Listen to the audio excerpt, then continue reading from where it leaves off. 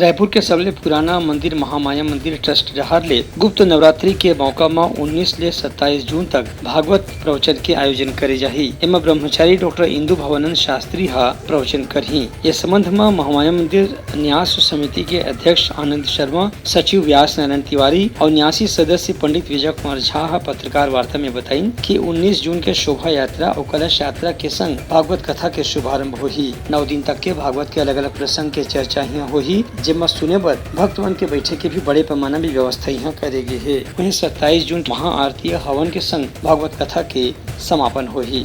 हिंदू धर्म में 4 नवरात्रि होती है, 2 उज्ज्वल नवरात्रि, 2 गुप्त नवरात्रि। प्रथम चैत्र नवरात्रि, फिर उसके बाद दूसरा गुप्त नवरात्रि आषाढ़ में, इसी प्रकार तीसरा उज्ज्वल नवरात्रि कुंवार में एवं गुप्त नवरात्रि माघ मास में होता है। इस समय मंदिर में श्री महामाया देवी मंदिर सार्वजनिक न्यास के तत्वाधान में आषाढ़ शुक्ल प्रतिपदा गुप्त नवरात्रि के पावन अवसर पर 19 जून सोमवार से 27 जून मंगलवार तक श्रीमद् देवी भागवत का आयोजन जन कल्याणार्थ किया जा रहा है।